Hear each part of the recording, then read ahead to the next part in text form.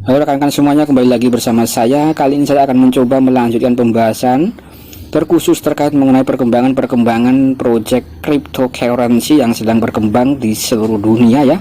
Dan di sini saya akan mencoba mengulas sebuah informasi berita.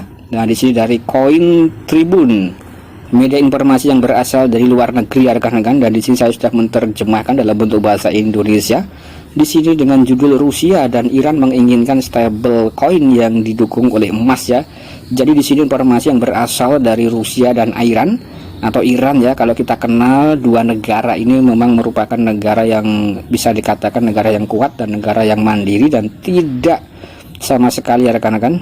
Jadi bisa dikatakan negara yang mandiri ya dan tidak bisa dicampuri dalam urusan rumah tangga negara mereka ya. Artinya di sini memiliki semacam prinsip yang kuat ya, negara Rusia dan juga negara Iran. Nah, ini sangat mantap sekali ya informasinya. Dan di sini kalau kita lihat memang dua negara ini menurut informasi di sini menginginkan stable coin yang didukung oleh emas. Artinya di sini akan ada semacam stable coin yang nilainya itu bisa stabil ya, setara dengan emas rekan-rekan. Nah, di sini dikutip melalui Coin Tribune. Nah, di sini pada 16 Januari ya, ini masih hangat sekali rekan-rekan.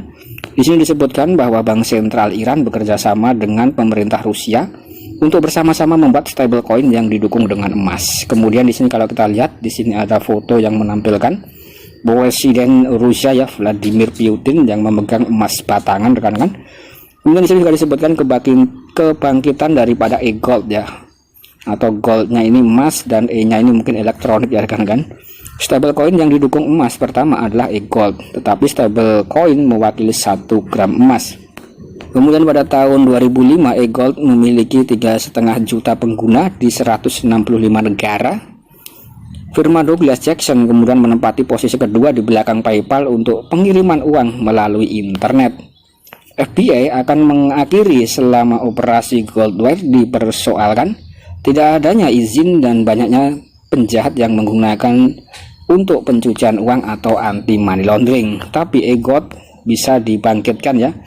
Kemudian di sini juga disebutkan kantor berita Rusia Vedomosti mengungkapkan bahwa Iran dan Rusia ini berkolaborasi untuk membuat stablecoin yang didukung oleh emas, yang mana di sini tujuannya adalah untuk menghindari sanksi internasional ya, menurut informasi di sini.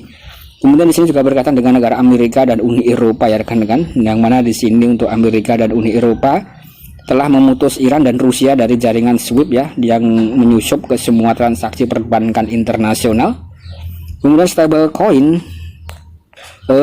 ini akan memungkinkan perdagangan emas sambil mengabaikan biaya yang besar ya, atau gas fee-nya mungkin akan kecil untuk memindahkan emas fisik atau emas secara fisik. Kemudian rencananya akan berlangsung di zona ekonomi khusus Astrakhan ya, dan kota ini terletak di Volga dekat muara laut Kaspia yang menghubungkan Iran dan Rusia ya. Jadi di sini mungkin akan ada kerjasama antara Iran dan juga Rusia tentang untuk realisasikan daripada e-gold ini ya, atau stable coin yang berdasarkan emas ya rekan-rekan. Jadi di sini cukup mantap sekali ya kalau kita lihat. Dan di sini mungkin kalau terrealisasi mungkin akan ada stable coin baru yang mungkin bisa mengganggu daripada stabilitas USDT ya. Kalau kita kenal USDT memang stable coin yang berbasis nilai dolar Amerika ya rekan-rekan, mungkin akan bisa mengganggunya ya.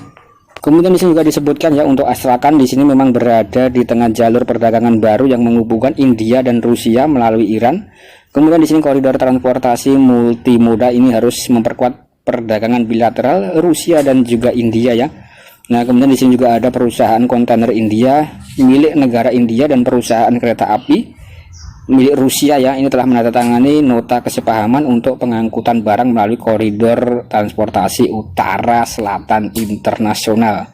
Kemudian di sini informasi yang penting ya rekan-rekan, sedemikian rupa sehingga Kementerian Perindustrian Iran memberikan lampu hijau pada Agustus 2022 ya untuk penggunaan cryptocurrency untuk pembayaran impor.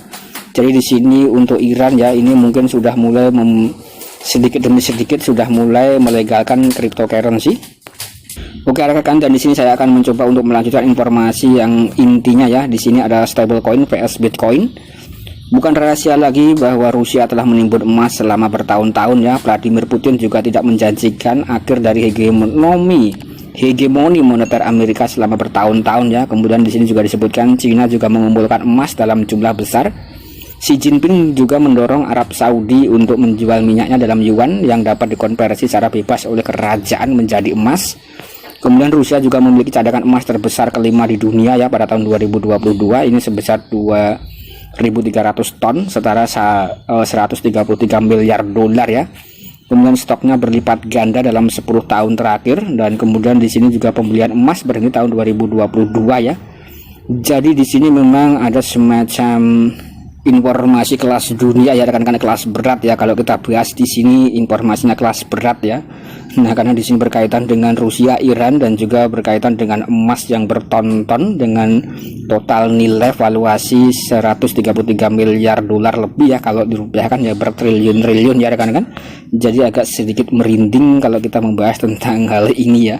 Intinya adalah di sini untuk masalah stable coin, mungkin akan ada semacam stable coin yang baru ya, yaitu yang berlandaskan atau berdasarkan emas ya rekan-rekan. Jadi underlyingnya itu adalah nilai emas yang nyata atau nilai emas yang real ya rekan-rekan. Jadi kalau negara itu memiliki pasokan emas yang banyak, tentu akan memiliki semacam stable coin yang banyak ya. Jadi nilai daripada stable coin itu didasarkan daripada emas ya, yang mungkin saya rasa di sini bisa mengganggu atau bisa sedikit menggoyang daripada USDT.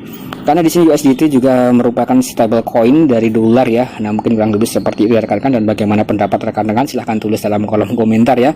Karena di sini kalau kita lihat perkembangan dan pergerakan daripada dunia, di sini memang terus bergerak dan berputar dengan sangat cepat sekali ya, dan akan ada semacam perubahan-perubahan yang terus terjadi ya rekan-rekan. Nah, untuk itu ya kita harus mengikuti perkembangan demi perkembangan sebagai bentuk informasi dan wawasan ya.